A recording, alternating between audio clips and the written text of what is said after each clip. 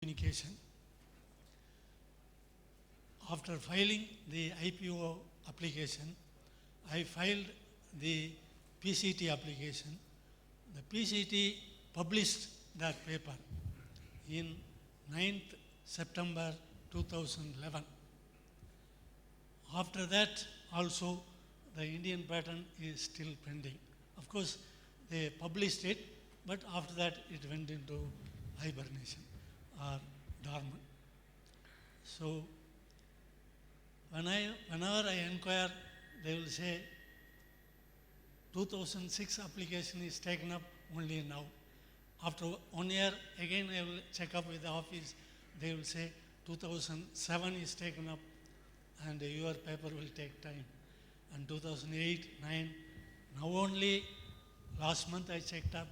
They said in another 6 months it will come. Can you come to the point, please, of the point that you want to make? Yes, the point is it takes longer time to clear the applications. More than 5.5 years I am waiting. Today I am 77 years old. God forbid whether I will live to see your approval or not. So that is not the correct way of doing it.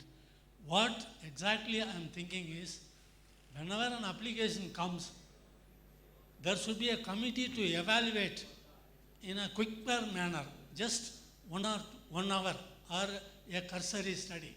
You can fix top priority, priority, low priority.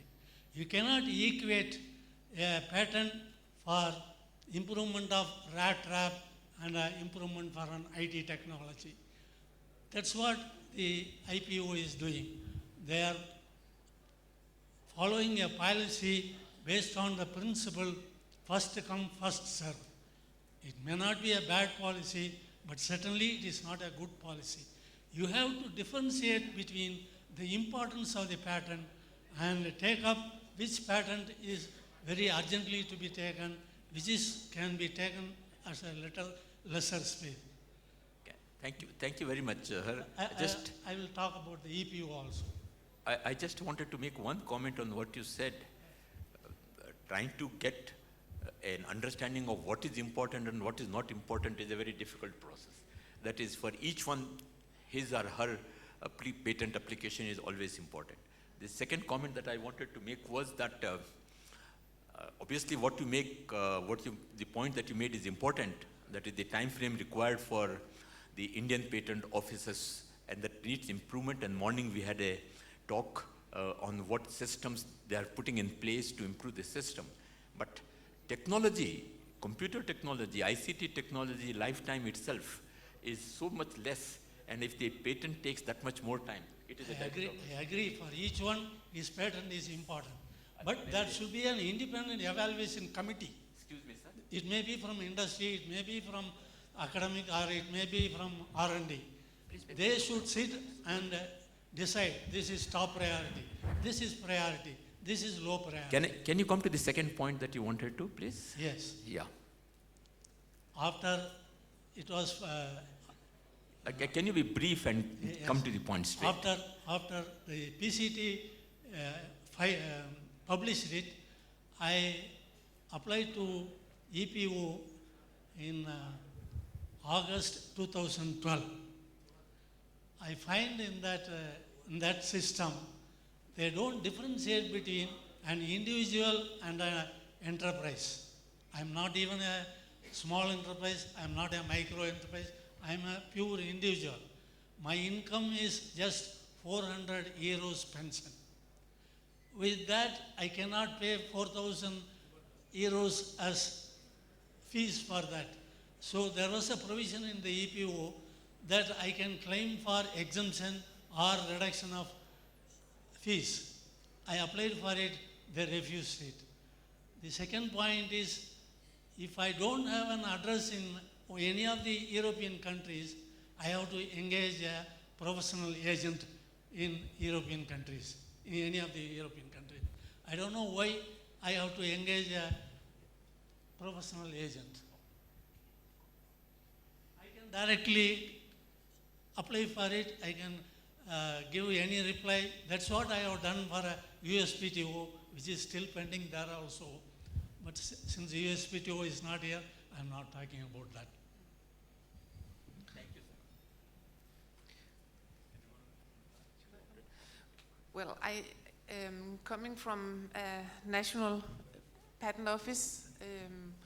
Well, I fully understand that, well, you are maybe a little bit frustrated about the long time it takes to have a patent, and I also fully understand that there's a difference of the essence of speed in the different technology areas.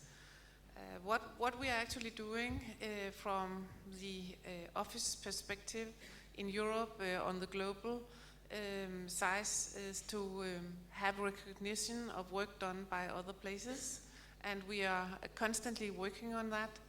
Another issue or another tool to get rid of some of the backlogs are actually harmonization, so that we use the same method and are able to recognize work done by other offices. And I can tell you that in Europe we are quite active in that respect. I know also that other regions are active in that respect, but that doesn't explain to you that it takes so long time. Of course that's not satisfactory, I fully understand that. So I think Professor Kincha made an interesting point which you should pay attention and be a little more pragmatic about, which is the world is changing so fast that your patent might not even be granted whenever it's getting evaluated. Some big corporation might already have some technology patented and you might lose out whether here or in EPO. So it might be pragmatic on your front to try to publish and let's get some kind of a priority in the science behind the invention if you can. Or look at some new stuff that you are doing in terms of patenting, hoping that something that was filed 6 years back, when it does come to the desk of the examiner, will get converted on the 3 criteria of patentability, might actually become a little disheartening for you going forward, is one comment I wanted to tell you. Thank you. Go ahead.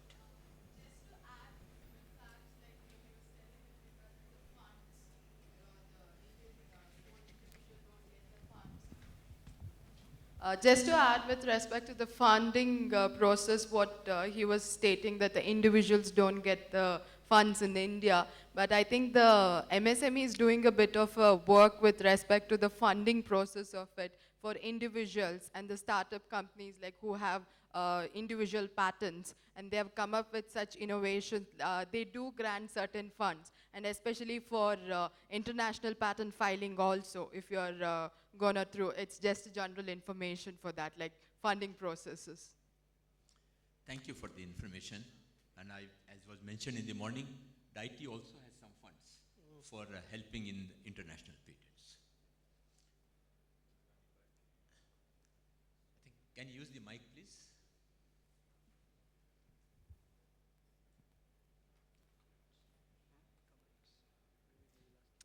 Hi, my name is Swamidas, and I would like to comment on our friend's question about the delay in getting the patent.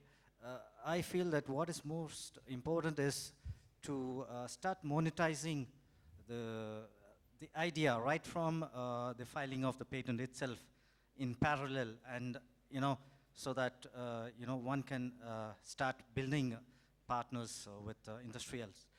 So this is the most important step. And then once so you can wait for the patent to be granted later on.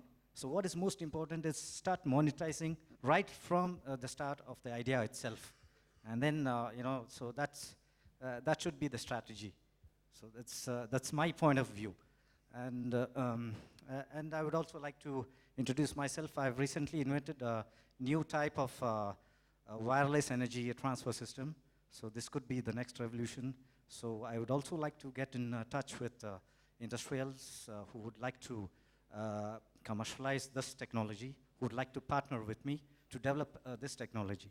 Well, with this, I would like to end this comment. Thank you. Bye-bye.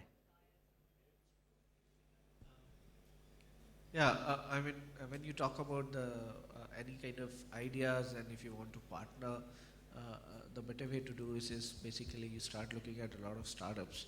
You know, definitely big companies would talk to you, and if you have filed patents, definitely it will help you in kind of creating some kind of a hindrance. But if you can talk to NSR Cell and couple of other incubators and startups, you know, they can start making use of your technology.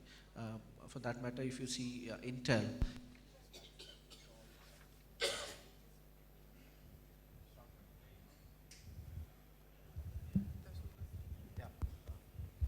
sorry. So Intel has started something called Maker Lab.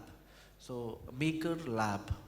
So if you can talk to them, they'll be very happy to take your technology and facilitate to several startups. So that's one thing. And I completely agree with the fact that if you can start, you know, monetizing your product, commercializing your product, patent will eventually come. But patent alone cannot ensure the success. You need to create your product. There are different ways like licensing and cross-licensing opportunities, but if you have a product, start collaborating with other organizations. Thank you.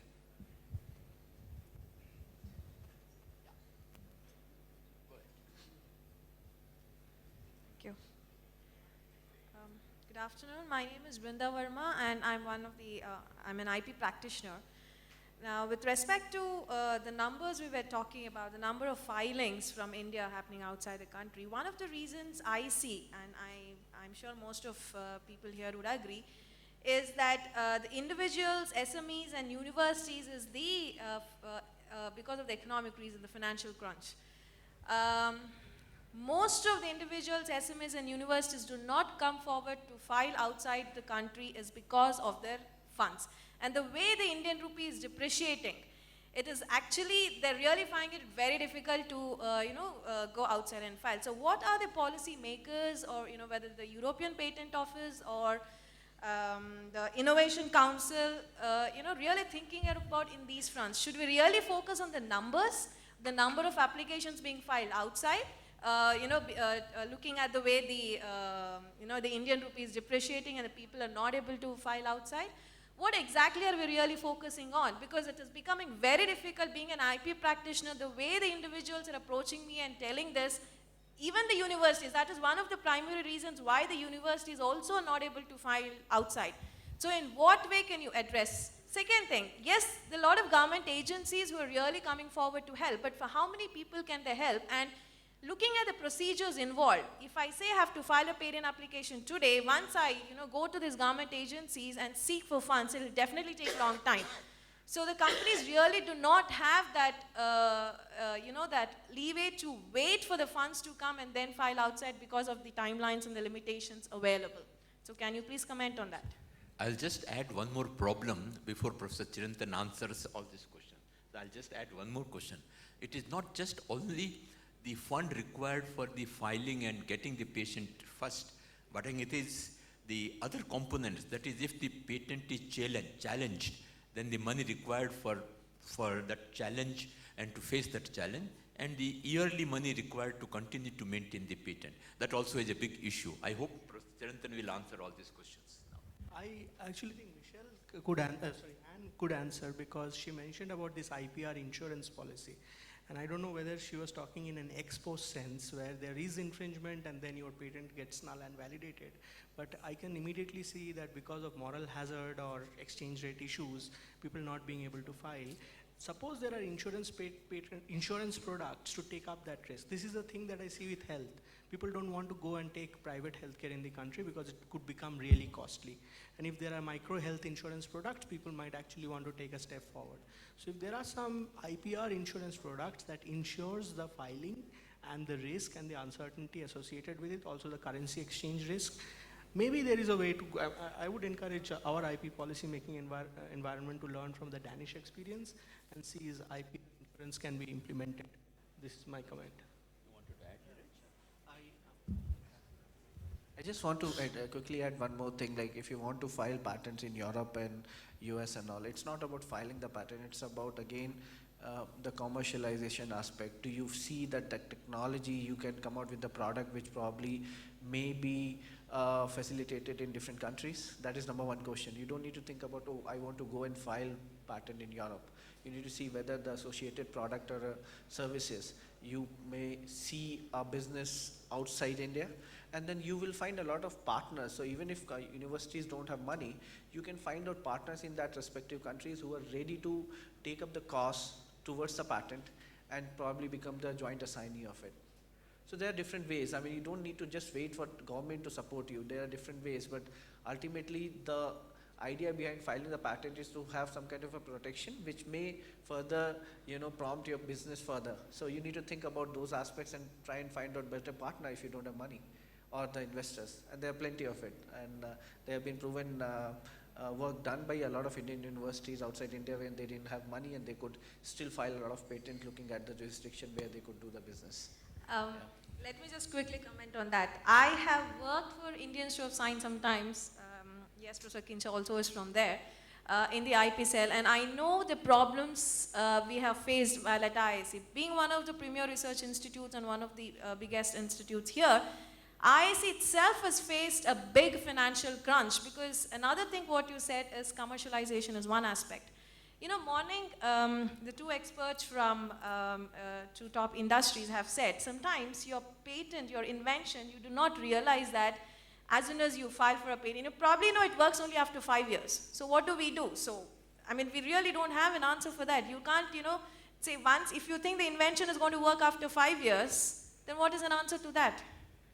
There are different factors to it, I think. Absolutely, there are different factors to it, which I completely agree. So I think what Paul mentioned about the portal which they are coming out with, there are several kind of policies and portals which are coming out. So as soon as you file any provisional patent application, you have 1 year of protection, and you can very certainly disclose your invention on those such portals. And there are, I'm sure there are companies which probably can look at it and see a lot of different facets of your patent. So yeah, I mean, we can off the record can discuss about these things. I'll be very happy to answer if I can help or be of any help. Thank you. I think I'll stop the discussion at this point of time, and more discussion can take place offline during the coffee break that we'll have immediately after this session. I would like to take this opportunity to thank a very patient audience and very alert audience, I should say, for participating in this session. And my personal, very heartfelt thanks to all my fellow panelists who took the trouble of making the presentations, making issues, highlighting those issues, and then also keeping within the time limits that were set. Thank you very much to each one of you. Thank you, sir. Thank you all the esteemed panelists for making this session very lively and informed. For that token of thanks to all the panelists, I would now request Professor H.P. Kincha to present the memento to Professor Chetan Chatterjee and to Mr. Neeraj Gupta and to Mr. Michel and to Ms. Anne. A huge round of applause, ladies and gentlemen. Thank you. I request Mr. Mahesh Kulkarni to give the token of thanks to Professor Kincha. Thank you, sir.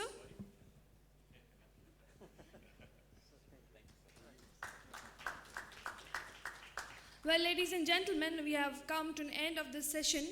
Now, I request everyone to take a very short coffee and tea break that is only 5 minutes, and we'll start with the session again. Thank you all. Yes, 5 minutes, ladies and gentlemen, as we are running short of time.